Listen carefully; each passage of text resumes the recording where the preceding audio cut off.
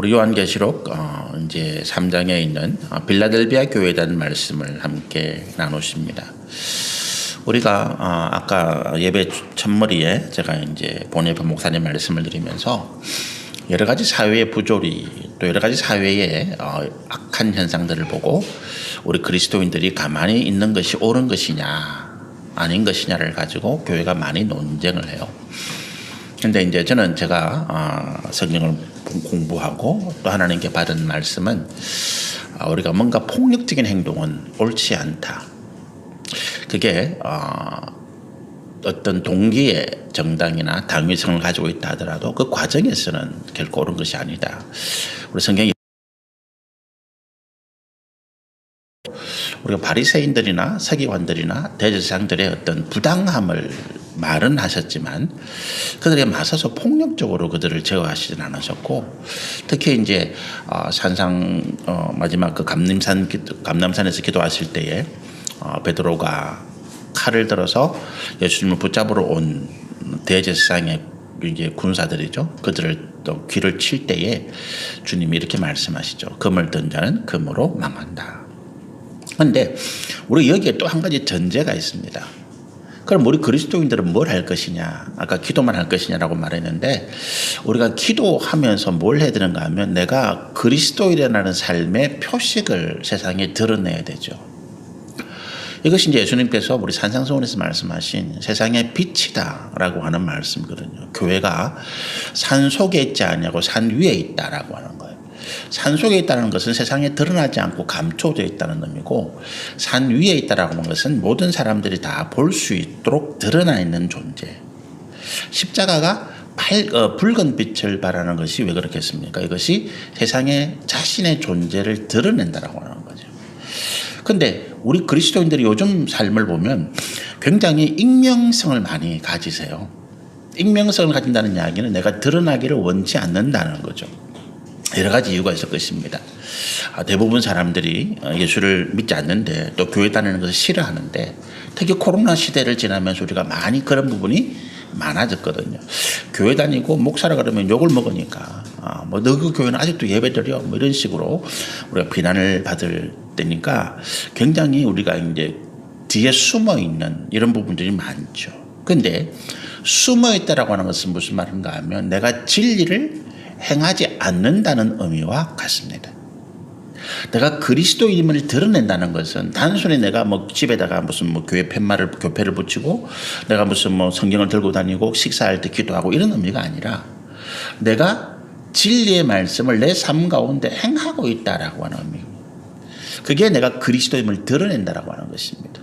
부당할 때, 정치가 뭔가 잘못할 때, 세상에 뭔가 잘못 돌아갈 때 이것은 잘못되었다. 하나님의 말씀, 진리의 말씀을 따라서 이것은 이렇게 고쳐야 된다라고 말하는 그것이 이제, 그리고 그렇게 우리가 행동하는 이것이 이제 그리스도인의 업무이다. 그것이 세상에 개입하는 우리의 방법이다. 그러나 그것을 넘어서 이게 안 지켜진다 해서, 변화가 되지 않는다 해서 강제적인 수단이나 물리적인 폭력적인 수단을 동원하는 것은 하나님의 뜻에 맞지 않다. 그렇게 말할 때 우리 세례요한도 그렇고 예수님도 그렇고 주님의 제자들도 그렇고 세상의 권세자들로부터 하나님의 진리의 말씀을 떠나서 자신을 위해서 살아가는 사람들로부터 많은 핍박을 받거든요. 그럴 때 어떻게 합니까? 그것을 당연하게 내가 그리스도를 위하여 받는 고난을 오히려 영광으로 기쁨으로 느끼면서 그걸 받아들인다는 거예요. 거기에 맞서서 대항하고 이거는 부당한 법이야, 이거는 잘못된 뭐 수단이야라고 해서 그걸 반발하지 아니하고 대항하지 아니하고 감옥에 가면 같이 두고 그것을 또 기도하고 잘못됐다라고 이야기를 계속 하더라는 것입니다. 이것이 세상의 악을 이기는, 거짓과 불을 이기는 그리스도인의 진리의 삶이다라고 하는 거예요. 우리의 무기는 여기에 있습니다. 진리의 삶. 그리고 이것을 어느 누구도 무너뜨릴 수 없고 어느 누구 요즘 뭐 정치인들이 크리스마스라고 하는 말을 안 써요. 메리 크리스마스라고 하는 표현을 거의 안 쓰죠. 그런데 서울시에서는 메리 크리스마스라고 쓰더라고요. 오세훈 시장이 뭐 실명을 거는 죄송합니다만 그분이 크리스찬이거든요. 그러니까 세상에 메리 크리스마스라고 하는 예수님이 탄생을 축하한다고 하는, 축복한다고 하는 메시지를 내는 거죠. 요즘 백화점이나 우리나라도 그렇게 있더라고요. 메리 크리스마스 이렇게 붙이지 않고 시즌드 그리팅, 계절의 인사다. 뭐 이렇게 이야기하는 이제 이런 모습으로 많이 바뀐. 왜 그렇습니까? 세상이 눈치를 본다는 거예요. 예수 이야기를 하니까 사람들이 싫어한다는 것입니다. 그런데 석가탄신일은 석가라고 이야기하면서 왜 예수님의 생일, 오늘 예수님 생일이잖아요. 그죠? 12월 25일이. 우리가 축복하는 그날이 예수님의 탄생하는 날이에요. 그럼 왜 예수님의 탄생하심을 예수님의 탄생했다고 말 못하냐는 거지. 이 현대판 홍길동님도 아니고, 그죠? 내가 아버지를 아버지라 못 부르고 형을 형이라 못 부르는 게 홍길동 이야기잖아요. 우리 그리스도인들이 세상에 이야기할 수 있는 것, 세상 가운데 내가 그리스도인이라는 가치를 드러내는 것이 우리가 세상의 불의와 거짓과 또 모든 악함에서 싸워서 승리하는 방법이고, 그럴 때에 우리 앞에 이제 그 사대교회 주신 말씀 가운데 이런 말씀이 있었잖아요. 내가 너희를 하나님과 천사들 앞에서 시인하겠다. 예수님이. 우리가 익명성 가운데 숨어버리면, 우리가 살아가는데 불편하다고 우리가 예수님을 시인하지 아니하면 예수님도 우리를 시인하지 않으시겠다. 이런 말씀이죠. 우리 오늘 빌라델비아 교회 주신 말씀을 보면 먼저 7절에 빌라델비아 교회에 나타나신 예수님의 모습이 표현되어 있습니다. 우리 7교회 주신 말씀 가운데 예수님께서 그 7교회에 말씀을 주시면서 예수님이 표현이 묘사가 다르다 그랬잖아요. 그죠? 근데 그 교회에 나타나시는 예수님의 모습을 묘사한 것이 그 교회에 주시는 전적인 메시지다. 이렇게 이제 이해를 하시도록 말씀을 드렸습니다. 어떻게 예수님이 묘사되어 있는가 하면 빌라델비아 교회의 사자에게 편지하라 그러면서 거룩하고 진실하사 다윗의 열쇠를 가지시니 곧 열면 닫을 사람이 없고 닫으면 열 사람이 없는 그가 이르시되, 이렇게 이야기해요. 두 가지입니다. 하나는 거룩하고 진실하신 분이다. 또 하나는 다윗의 열쇠를 가지고 계신데 그가 이 열쇠를 가지고 뭔가를 열면 닫을 사람이 없고 닫으면 열 사람이 없다. 이렇게 두 가지로 표현하고 있습니다. 거룩하고 진실하다, 이게 이제 두 단어죠. 거룩이라는 단어는 이게 명확하게 어떻게 번역 또는 이게 설명이 잘 안 되는 단어예요. 이게 왜냐하면 하나님의 임재에 대한 표현이기 때문에 그렇습니다. 우리 영적인 영역은 우리 육신의 언어의 영역으로 잘 이해가 안 되고 표현이 안 되죠. 그걸 억지로 표현하다 보면 이상한 방향으로 흘러간다고요.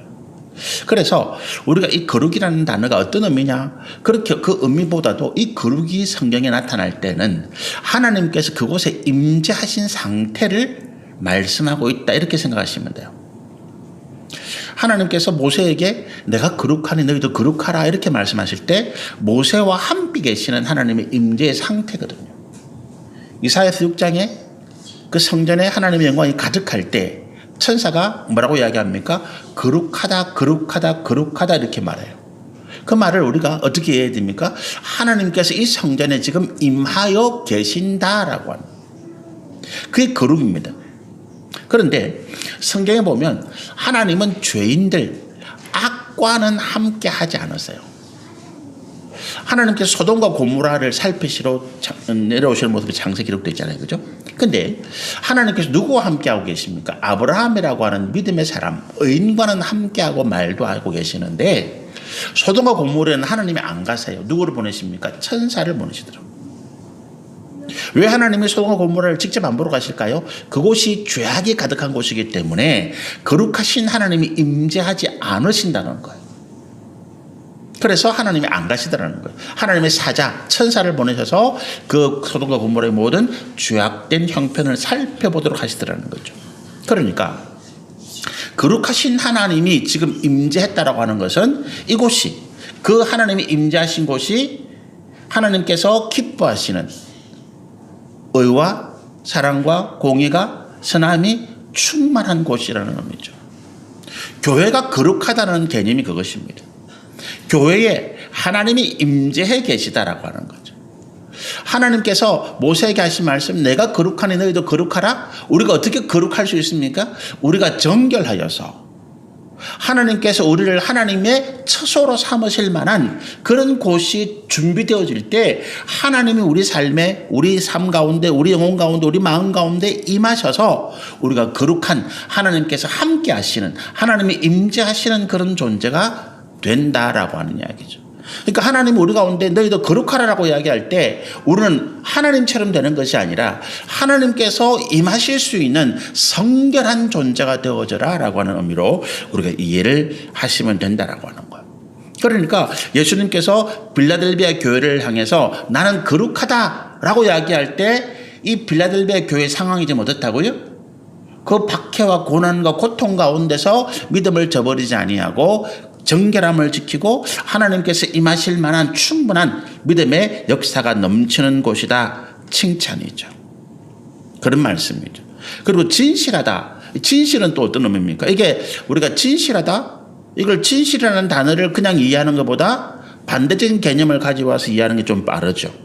진실하다. 뭘 말합니까? 그 말이나 행동에서 거짓이나 불의가 없다라고 하는 이야기잖아요. 그건 진실하다는 거예요. 내가 하는 말, 내가 하는 행동에서 거짓이나 불의를 찾아볼 수 없을 때 우리는 그 사람을 진실한 사람이다라고 이야기하죠. 예수님이 진실하다. 예수님의 말씀이나 예수님의 행동에는 거짓이나 불의가 조금도 없다. 무슨 말입니까? 예수님이 하나님께서 하신 모든 약속의 말씀, 또 우리 가운데 우리와 함께 계시면서 보여줬던 그 모든 삶의 행동들이 조금도 거짓이나 불의가 없다라고 하는 이야기잖아요. 그래서 예수님은 우리가 믿어야만 믿을 수 있는 대상이시고 예수님이 약속하신 그 모든 말씀은 반드시 이루어지실 것이다.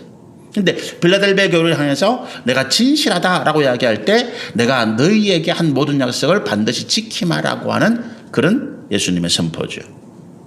우리가 오늘 이 자리에 있으면서 하나님 교회를 향해서 나는 거룩하고 나는 진실하다라고 이야기할 때 오늘 그런 의미입니다. 오늘 우리 이 예배의 공동체가 하나님 보시기에 성결하고 하나님께서 함께 하셔서 우리의 예배를, 우리의 찬양을, 우리의 경배를 받으실 만한 그런 믿음의 모습이 우리 가운데 있고, 그리고 하나님께서 그 믿음의 모습을 보시고 약속하신 모든 은혜와 복을 내려주실 만한 우리의 모습이다라고 하는 것입니다. 그런 모습이 저와 여러분 가운데 있게 되기를 소원합니다. 하나님 모습 책망하지 않으시고 나는 거룩하고 진실한 하나님이다. 우리의 모습, 하나님께서 우리와 함께 하시기에 충분한 성결한 또 믿음의 모습을 우리 가운데 발견할 수 있게 되기를 소원하고 축복합니다. 그 다음에 예수님께서 뭐라고 표현하십니까? 나는 다윗의 열쇠를 가지고 있고 이 열쇠를 가지고 열면 닫을 사람이 없고 닫으면 열 사람이 없다라고 이야기하죠. 다윗의 열쇠가 뭘까라고 하는 것입니다. 우리가 마태복음 13장에 보면 이제 13장 13절 이하에 보면 베드로가 예수님에 대한 신앙의 고백이 나옵니다. 아들이십니다. 이 신앙 고백을 할 때 예수님께서 그에게 큰 칭찬을 하시면서 어떤 복을 주십니까?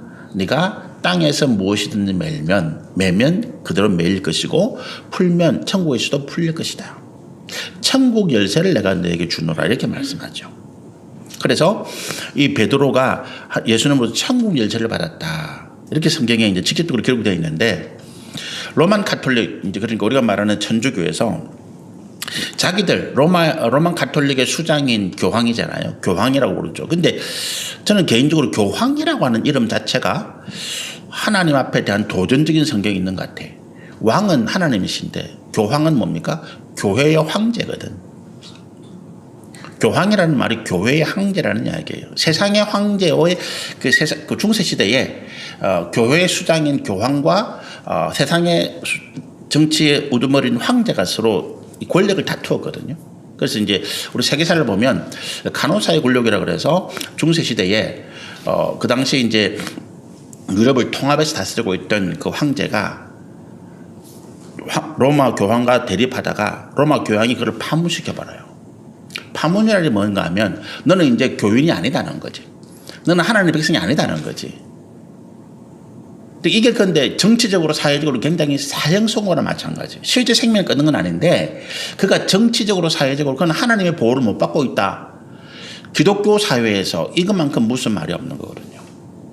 그러니까 황제가 깜짝 놀래가지고 그 당시 교황이 머물고 있던 카노사라고 하는 프랑스인가요? 거기에 앞에 그 교황이 머물고 있는 궁전에 가가지고 한겨울에 3개월 동안 무릎 꿇고 빌어요. 그래서 그 교황이 그 황제를 용서해 줍니다. 용서받고 나는 황제가 나중에 군대를 끌고 와서 그 교황을 죽여버려요. 극심한 대립이 있는 거죠. 그런 상황인데 황제의 권위가 세상에서 막강하잖아요. 그러니까 교회도 거기에 질 수가 없다. 그래서 자기를 스스로 높여서 나는 교회 황제야, 하나님 나라의 황제야, 이렇게 칭한 것이 귀식하면 교황이에요. 그런데 영어로는 교황이라고 표현하지 않고 파파, 페페 이렇게 이야기하죠. 모든 분의 아버지, 그것도 사실은 뭐 의미가 좀 이상합니다만 우리는 하나님 아버지밖에 없는데 왜 교황을 아버지를 불러야 되는지 잘 모르겠지만 어쨌든 이 호칭 자체가 세속적인 어떤 권세와 권한은 굉장히 커요. 그러면서 이 교황이 뭐라고 이야기하는가 하면, 천주교에서 뭐라고 이제 이야기를 하는가 하면, 이 교황은 베드로의 사도직을 이은 사람이다. 자기들 마음대로, 베드로가 임명한 거 아니에요. 자기들 마음대로 그렇게 주장하는 거죠. 그렇게 하면서 베드로의 사도직을 이었기 때문에 예수님께서 주신 베드로에게 주신 천국의 열쇠를 교황이 가지고 있다. 그래서 이 교황이 이 천국의 열쇠 가지고 뭘 하느냐? 사면권을 만들어줘요. 지옥에 떨어질 사람을 내가 사면령을 발휘해주면 그 사람이 천국 갈 수도 있고, 또 하늘나라 천국에 하나님의 은혜와 복을 쌓아놓은 금고 같은 게 있는데, 창고가 있는데 그걸 내가 열쇠를 열어서 축복하면 그게 다 임한다는 거지. 그래서 교황의 권세가 막강합니다. 죽은 지옥에 가는 영혼을 천국에 올릴 수 있는 권세가 교황에게 있고, 하늘의 복을 마음대로 끌어다가 어떤 사람에게 축복하면 그 사람에게 무조건 가는 그런 권세가 가지고 있어요. 그게 열쇠예요. 목사는 그런 거 없어요. 불행하게도 목사는 그런 거 없습니다. 예수 안 믿고 죽은 영혼을 위해서 제가 열심히 기도한다 해도 그분이 하나님의 판단에 따라서 제가 죽은 영혼이 지옥에서 천국으로 올라갈지어다 이런다고 해서 그 영혼 올라가질 않아요. 제가 여러분 축복하잖아요. 사업을 위해서, 건강을 위해서, 자녀를 위해서 제가 축복하는데, 여러분 한 가지 명심하셔야 될 게, 제가 축복한다고 잘 되는 게 아니에요. 조금 이따 말씀드리겠지만 저는 다만 하나님을 대신해서 여러분에게 하나님의 약속의 말씀을 상기시키는 거예요. 하나님 우리 가운데 이런 약속을 주셨고 이렇게 할 때 축복하신다고 했다. 제가 다음 주에 이제 그 창세기 말씀 마지막 부분을 우리 그 문자 메시지 가잖아요. 말씀 묵상할 때 그걸 여러분 한번 잘 보시면 좋겠습니다. 야곱이 창세기 49장에 야곱이 죽기 임종하기 직전에 자기 아들들을 위해서 축복합니다. 창세기 49장에 이게 쫙 나와요. 그런데 그 내용이 좀 이상해요. 일반적으로 우리가 축복할 때는 제가 있는 거 없는 거 다 성경의 말씀을 끌어다가 여러분에게 축복해 주잖아요. 근데 사실은 그렇게 제가 축복하지만 그 축복을 자기의 것으로 받느냐 안 받느냐는 누구의 믿음입니까? 여러분의 믿음이에요. 여러분이 그 제가 선포하는 축복을 받을 만한 믿음의 모습이 되어 있으면 그게 되는 거예요. 그런데 그게 안 되면 어떻습니까? 땅에 떨어지지 아니하고 축복을 해준 사람이 돌아오겠지 뭐. 그래서 여러분 축복을 하는 거예요. 야곱이 자기 아들들에게 축복할 때 그래요. 야곱은 자기 아들들의 성품을 봤어요. 믿음의 바탕을 봤다고. 그래서 무조건 좋은 말 끌어다가 하나님 말씀에 모든 종을 끌어다가 축복하는 게 아니라 그 창세기 49장을 자세히 보시면 그 아들들의 믿음의 성품에 따라서 과거에 그들이 어떤 행동을 했는지에 따라서 적절한 축복을 해줘요. 그리고 그들의 믿음의 분량대로 해줍니다. 야곱이 영적인 사람이잖아요. 영안이 열린 사람이잖아요. 저는 아직 뭐 영안이 완전히 열린 사람이 아니라서 여러분의 믿음의 상태가 지금 어떤지, 어떤 믿음의 분량을 가지고 있는지 제가 정확하게 뭐 어렴풋하게 짐작은 할 수 있지만 정확하게는 몰라요. 또 제가 여러분에게 잘 되기를 바라는 마음에서 하나님의 모든 은혜와 복을 끌어다가 축복합니다. 여러분이 믿음의 분량을 갖추어서 제가 여러분에게 하는 모든 축복을 소유하고 누리게 되시기를 축복합니다. 교황이 열쇠를 그게 아니에요. 사람이 그런 권세를 가질 수가 없어요. 또 베드로에게 주신 천국의 열쇠도 그런 의미는 아닙니다. 마태복음 말씀 들을 때 다 말씀을 드렸는데 그런 의미는 아니에요. 이 열쇠를 누구만 가지고 계신다? 예수님만 가지고 계신 거예요. 그리고 절대로 예수님은 이 권세를 인간에게, 사람에게, 교황 아니라 누구에게도 위임하지 않았습니다. 다만 우리가 기도하라. 이 기도는 놀라운 우리의 축복의 권한입니다. 제가 지난주에 말씀드렸듯이 우리 가장 영적인 가장들이 가정에서 자기의 자녀를 위해서 축복하는 이것이요 놀라운 은혜입니다. 내가 사업장에서, 내 직장에서, 내 학교에서, 내가 일하는 직장의 삶의 터전에서 내가 그 삶의 터전을 향해서 손을 들고 축복할 때, 이 가운데 우리 사업을 하시는 분들 계시잖아요. 사업장을 가서 처음에 오늘 매출이 얼마나 많이 올랐나 이것부터 보지 마시고 그 사업장에 내가 발을 들이면서 그곳에서 잠시 눈을 감고 하나님, 내가 일하는, 우리 직원들이 함께 일하는 이 사업장을 하나님께서 은혜와 복으로 충만케 해주시옵소서. 모든 악한 것들이 틈타지 못하게 하시고 이곳에 평안과 화평과 기쁨과 감사와 찬양이 넘치게 하시고 하나님께 주시는 은혜로 풍성하게 하시고 화목하게 해주십시오. 우리가 믿음으로 그 사업장에서 하나님의 은혜와 복을 구할 때 하나님께서 우리의 기도를 들으시고 과연 그렇게 될 만한 곳이면 문을 여셔서 축복해 주신다는 거예요. 우리의 기도는 뭡니까? 예수님께 문 좀 열어주세요라고 요청하는 거예요. 문 좀 열어주세요라고 요청하는 것입니다. 제가 어떤 분을 위해서 병에 걸린 분을 위해서 열심히 기도 칩시다. 저는 예수님께 뭐라고 한다고요? 예수님, 이분에게 좀 은혜의 문을, 치유의 문을 열어주세요라고 제가 당구하는 것입니다. 그럼 목사가 하는 기도가 왜 그렇게 좀 더 좋은 것 같냐? 제가 여러분보다 조금 믿음이 더 나을 수 있으니까.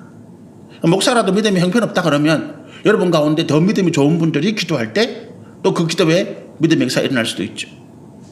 그러니까 우리는 하나님께 기도하는 거예요. 문 좀 열어주세요. 그런데 예수님께서, 하나님께서, 그 열쇠를 가신 예수님께서 그것을 우리의 기도를 들으시고 응답하실만 하면 뭘 보신다고요? 우리 믿음의 모습, 우리 믿음의 분량. 만약 내가 죄를 지었다면, 내 가운데 있는 내가 하나님 앞에 회개하지 못한 것을 있다면 우리가 뭘 먼저 하라고요? 회개 기도를 먼저 하라는 거죠. 회개 기도를 먼저 해서 내가 성결한 삶의 바탕에서 하나님이 내 삶에 임재하셔서 아까 말씀했잖아요. 거룩하고 진실하신 우리 가운데 하나님이 기뻐하시고 또 하나님께 약속하신 모든 약속의 말씀을 지킬 만한 믿음의 모습이 회복된 다음에 기도하는 거죠. 그렇지 아니하고 우리 육신의 정욕과 탐욕 가운데 빠져서 무조건 주세요 그러면 하나님이 아니라고 하시는 거예요. 그럴 때 괜히 내가 기도하니까 기도 응답이 없어. 우리 교회가 순 거짓말이야. 목사님 거짓말해서 그렇게 하지 마시고 내가 지금 정결하지 못하구나. 내가 지금 하나님 보시기에 합당한 믿음의 모습으로 살지 못했구나라는 걸 깨닫고 회개하라는 거죠. 그래서 이 다윗의 열쇠는 다윗이라고 하는 인물이 하나님께서 이 땅에서 세우신 왕들 가운데서 가장 그 권위와 권세가 인정받은 왕이 있다면 다윗이에요. 성경에 수많은 왕들이 있잖아요. 그런데 항상 하나님이 다윗 이후에도 솔로몬이 사실은 육신적으로는 다윗보다 더 큰 복을 받았다고 말할 수 있거든요. 그런데도 불구하고 하나님은 솔로몬처럼 이렇게 이야기 안 하고 다윗 네가 내 종 다윗을 보느냐? 다윗만 이야기한다고요. 그건 뭔가 하니까 그만큼 하나님께서 이 다윗이라는 인물의 믿음, 그가 참 실수도 많고 문제도 많았고 죄도 많이 범했지만 그러나 그가 회개하고 하나님 앞에 정결한 마음으로 살기를 원하고 믿음으로 살아갔던 그 삶을 하나님 높이신 거죠. 그래서 다윗만한 인물이 없다. 다윗만큼 하나님의 합한 자가 없다. 다윗이 훌륭한 사람이었다가 아니라 그는 자기의 허물을 발견하는 즉시 회개하고 시편의 말씀에 보면 그가 바세바와 간음 사건 이후에 하나님께서 나단 선지자를 보내서 그를 책망하시자 죄를 깨닫게 된 다음에 그는 침상에 누워서 눈물로 회개하는데 옷도 안 갈아입고 먹지도 않고 침상에 누워서 하나님 앞에 기도하는데 얼마나 눈물로 많은 기도를 했는지 그 침상이 쓰고 들어갔다. 곰팡이가 피고 그만큼 그게 다윗이 하나님 마음에 합당했던 이유예요. 몰랐을 때는 몰랐는데 내 마음에 내 삶에 하나님이 싫어하는 죄악이 내 가운데 있다는 것을 견디지를 못했다는 거예요. 여러분, 우리가 죄를 짓고도 뻔뻔하게 살아가는 사람이 너무나 많습니다. 죄와 더불어 먹고 마신다는 거예요. 죄가 아닌데도 불구하고 먹고 마신다는 거예요. 제가 한 번은 서울에서 다녔는데 밤에 이제 저녁 때가 되어가지고 밥을 먹으려고 한 고속도로 휴게소를 들어갔습니다. 근데 그때가 이제 가을 한 10월 달 후반쯤 됐나요? 추수를 다 하고 밭에다가 논에다가 거름을 뿌렸는데 이게 이제 농촌에 있던 휴게소다 보니까 그 휴게소 안으로 거름 냄새가 막 몰려 들어오는데 이건 뭐 밥이고 뭐고 뭐 냄새에 머리가 아파서 야, 이거 안 되겠다. 그냥 가자. 배고프다 그냥 나왔어요. 죄악의 냄새가 있다면, 만약에 죄악의 냄새가 있다면 그 냄새는 어떨까요? 그런 거름 냄새, 분유 냄새, 그건 아무것도 아니에요. 우리가 그 죄악의 냄새를 맡지 못해서 그렇지 하나님께서 진지를 치시는 거예요. 영적으로 깨어있는 사람, 영적으로 하나님 앞에 믿음으로 합당한 사람은 그 죄를 견디지를 못합니다. 내 안에 불결한 것, 더러운 것이 있다고 생각할 때 이걸 어떻게 하겠어요? 여러분, 요즘 위생이 좋아서 집안에 바퀴벌레가 많이 없잖아요. 바퀴벌레 한 마리만 나왔다 난리가 나는 거죠. 온 집안에. 쥐가 나오면 어떻게 되겠어요? 뒤집어지는 거지. 우리가 그런 더러운 냄새가 나는 죄악과 함께 아무렇지도 않게 내가 먹고 마시고 잠자고 살고 있다라고 하는 것입니다. 그 냄새가 내 몸에 배어 있는 거예요.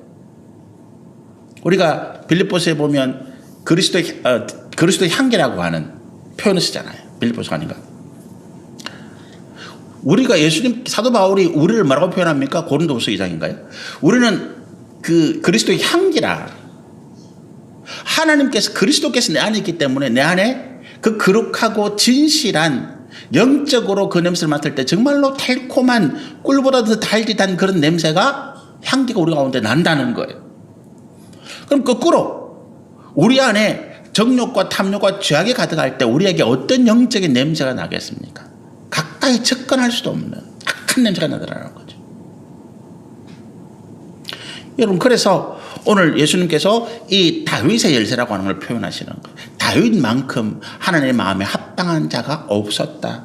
그 이유는 뭐라고요? 다윗이 죄악을 견디지 못하는, 몰랐을 때는 그냥 넘어갔는데 알고 하나님께서 그 죄악을 지적하고 책망하고 그가 죄악을 깨닫는 순간부터 그는 이 죄악을 벗어나기 위해서 몸부림치고 회개하고 하나님께 매달렸던 그 사람, 그에게 주셨던 열쇠, 예수님께서 가지고 계시면서 어떻게 하신다고요? 열면 닫을 사람이 없고 닫으면 열 사람이 없다라고 하는 거. 이게 무슨 표현입니까? 예수님이 열었다. 뭘 열어요? 우리에게 아까 교황이 뭘 한다 그랬어요? 교황이 이 열쇠를 가지고 기도하면, 축복하면 죽은 사람이 지옥 간 영혼이라도 천국으로 옮길 수 있고, 하늘나라에 있는 그 하나님께서 은혜와 복을 보관해 놓고 있는 창고 문을 열어서 자기 마음대로 원하는 사람을 줄 수도 있고, 그게 열쇠라고 그랬잖아요. 교황이 그렇게는 못하지만, 그렇게 한다고 사람들에게 뭐 속이고 있는 그런 상황이지만, 예수님이 열었어요. 뭘 열었습니까? 우리에게 새 예루살렘 성에, 하나님의 백성들이 들어갈 수 있는 새 예루살렘 성의 문을 여신 거예요. 우리를 위해서 여신 것입니다. 그걸 닫을 자가 없더라는 거예요. 우리 가운데 하나님이 주신 그 구원의 은혜를 막을 자가 없더라. 예수님이 우리의 기도, 우리의 삶의 믿음의 모습을 보시고 우리가 기도하지 아니해도 그래 내가 너에게 모든 은혜와 복을, 하늘과 땅의 은혜와 복을 내가 내려주마, 문을 여신 거예요. 그거 닫을 자가 없더라라고 하는 것입니다. 무엇 때문에? 우리의 믿음, 우리의 성결함, 하나님께서 기뻐하시는 우리 믿음의 삶의 모습을 보고 그렇게 되어지더라라고 하는 것이죠. 이것이 빌라델비아 교회에 예수님이 나타나셔서 묘사된 말씀입니다. 한마디로 빌라델비아 교회 성도들이 하나님께서 기뻐하시고 하나님께서 칭찬하시고 하나님의 모든 은혜와 복을 받을 만한 성결한 믿음의 모습을 가지고 있더라라고 하는 거잖아요. 그 다음에 이제 8절 하반절에 빌라델베 교회에 대한 예수님의 칭찬의 말씀이 있습니다. 8절 한번 읽어보실까요? 볼지어다 내가 내 앞에 열린 문을 열어두었으되 능히 닫을 사람이 없으리라. 아까 이 말씀드렸죠. 이 부분이 뭔가 하면 빌라델베 교회에 예수님께서 은혜와 복의 구원의 크신 문을 열어놓았기 때문에 아무도 닫을 수가 없다라고 하는 거죠. 이거는 이제 칭찬이라보다 일종의 상급이잖아요. 그 칭찬의 말씀이 뭐냐 하면 뒤에 있습니다. 8절 하반절에 내가 내 행위를 아노니 내가 작은 능력을 가지고서도 내 말을 지키며 내 이름을 배반하지 아니하였도다. 내 말을 지키고 내 이름을 배반하지 않았다. 이게 뭐라고요?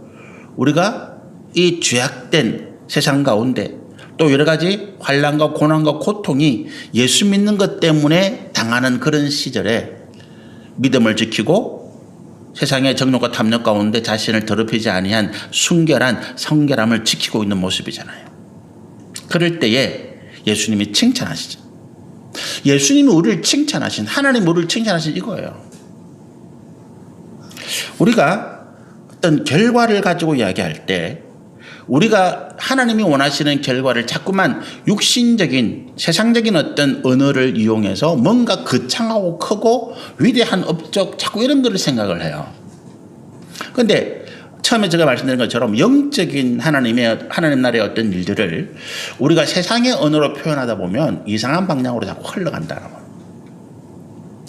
우리 성경에 보면 형통이라고 하는 단어들이 있잖아요. 이게 이제 사실 석세스라고 하는 영어의 단어인데 성공하다라는 말이에요. 그런데 저는 형통하다라는 말과 성공하다라는 말을 좀 분리해서 자꾸 씁니다. 성공에는, 세상에서 말하는 성공에는 어떤 개념이 들어있습니까? 내가 세상에서 세상의 명예, 권세, 재물을 누릴 만한 위치, 그럴 만한 어떤 사회적인 지위, 이게 내가 올라갔다. 조금 더 구체적으로 말하면 내가 세상에서 출세했다라고 하는, 그죠? 저 같은 목사에게 명예와 권세와 재물이 있을 리는 없잖아요. 제가 이제 지난주 수요일 날인가요?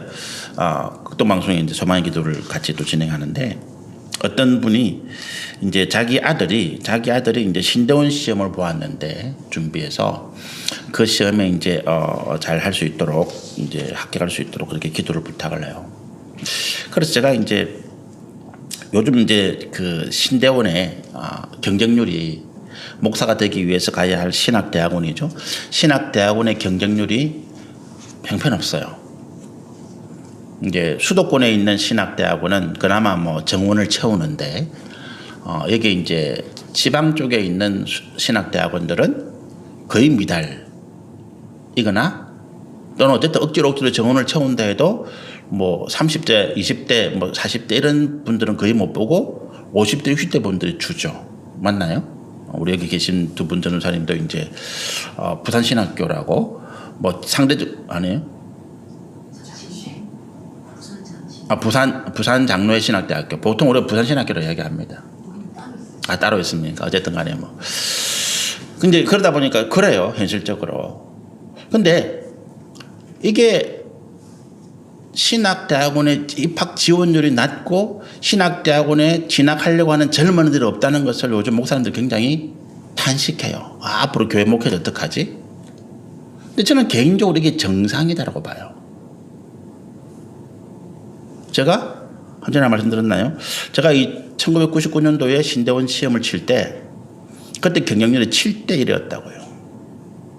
무슨 서울대학교 무슨 뭐 경영학과 입학 경쟁률도 아니고 신학대학원 목사가 되기 위해서 신학대학원에 진학을 하는데 경쟁률이 7대 1이야. 그 400대 만점에 거의 뭐 395점 이상 받아야 입학이 될똥말똥. 그게 비정상이에요. 왜 그렇습니까? 목회라고 하는 길이 세상의 명예와 권세와 재물과는 전혀 상관없는 일이에요. 오히려 가난하고 욕먹고 남들에게 뭐 낮은 곳에서 큰 도회지에서 큰 교회 목사들은 상임이 1%도 안 되고 나머지 90% 이상의 목회자들은요 시골에서 농어촌에서 어디 도시에서도 뭐 지하실에서 그렇게 해서 목회를 합니다. 그분들에게 무슨 세상의 명예와 권세와 재물이 따르겠어요. 욕먹고. 제가 창원에 와서 어떤 전에부터 알던 분이 제가 창원에 와서 이제 개척을 하게 되니까 자기는 큰 교회 다니는데 자기 목사님은 큰 사모님. 저는 개척교회 하니까 작은 사모님 이렇게 부르더라고요.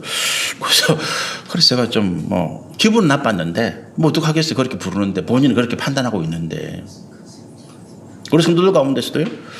큰 교회 장로나 권사되면 굉장히 대단한 어떤 영광으로 생각해요. 근데 우리 같이 조그만 교회 권사는 이거는 아무 때나 팽개쳐도 돼. 아무 때나 상관없어. 우리 유일하게 지금 제가 교회 개척에서 안수 집사님 2분, 권사님 6분을 제가 임직을 했는데 유일하게 남아 계시는 분이 여기 계신 최유수 권사님이에요. 제가 그 임직하면서 임직자들의 교회 없느냐 센터를 가지고 그 반지를 하나씩 해드렸거든, 교회에서. 그런 교회가 없어요. 반지를 받을지언정 해주는 교회는 없어요. 거기에 이제 제가 사파이어를 하나 보석을 박아가지고 그 당시에 18금인가 해가지고 하여튼 그 당시 돈으로 한 20몇만 원씩 이렇게 해서 하나씩 해드렸다고요. 왜 해드린 줄 아십니까? 그게 충성에 대한 서약이에요. 단임 목사에 대한 충성이 아니라 하나님의 교회에 대한 충성. 그걸 제가 어디서 아이디어 힌트를 듣냐면 이 천주교학이네. 교황이 주교라고 하는 그 이제 지역의 대표자를 주교라고 그래요. 그 주교를 서품할 때, 임명할 때 교황이 그 주교들에게 이 사파이어 반지를 다 끼워줍니다. 그게 충성의 서약이에요. 근데 그 충성의 서약은 교황에 대한 서약이에요. 근데 저는 하나님에 대한 어떤 충성을 위해서 그렇게 들었다고요. 근데 나가시면서 한 번도 반납하고 가시는 분은 안 계셨어. 다 가지고 가셨어. 근데 그게 교회 직분은요, 교회를 떠나면 없어요. 그죠? 교회를 떠나면 그게 직분이 아니거든.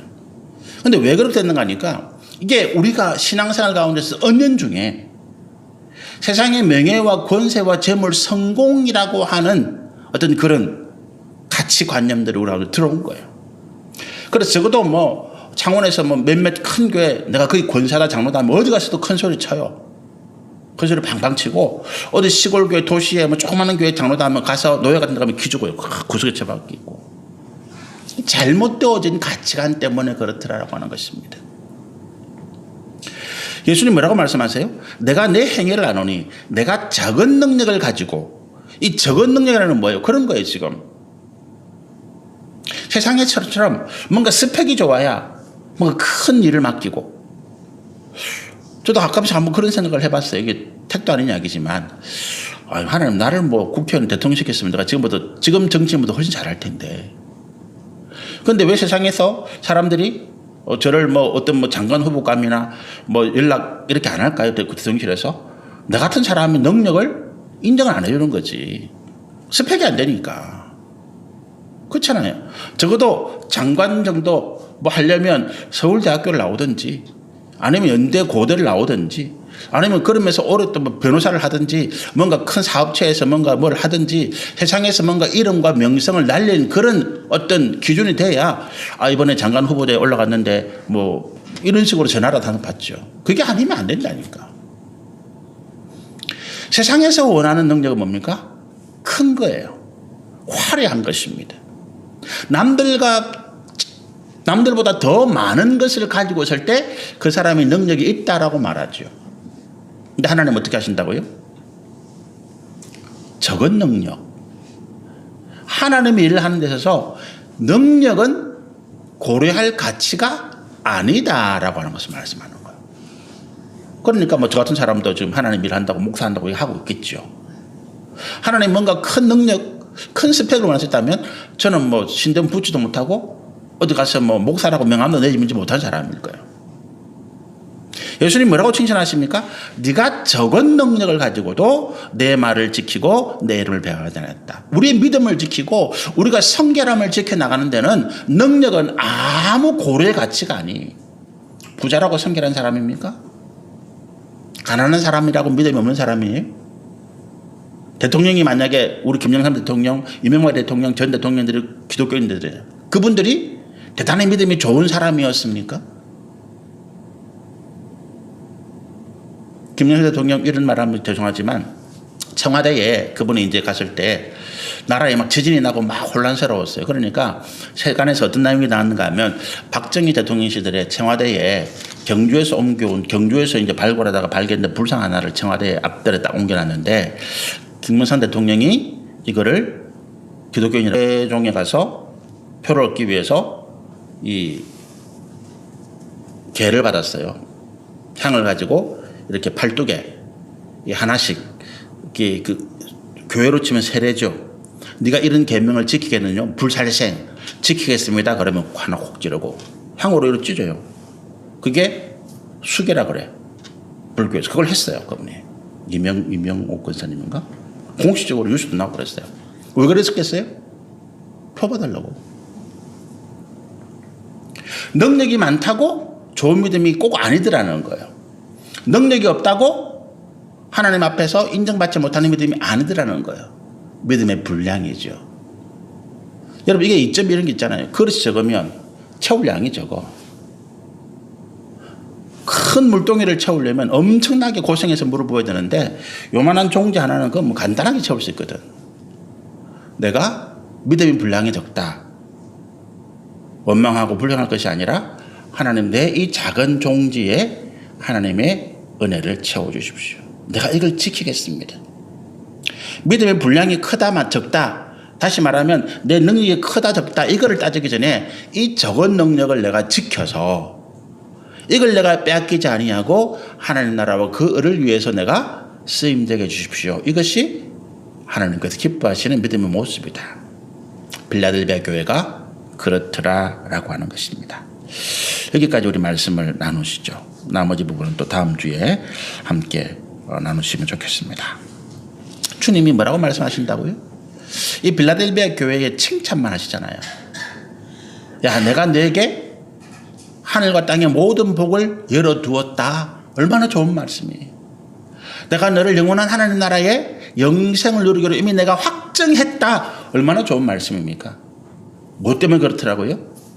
그들이 성결하여서 하나님이 함께 하실 만한 그릇이 되어졌고, 그리고 그들이 없는 가운데, 힘든 가운데, 어려운 가운데 믿음을 지키고 하나님께 주신 그 거룩한 일들을 충성되게 감당해 나가고 있더라라고 하는 것입니다.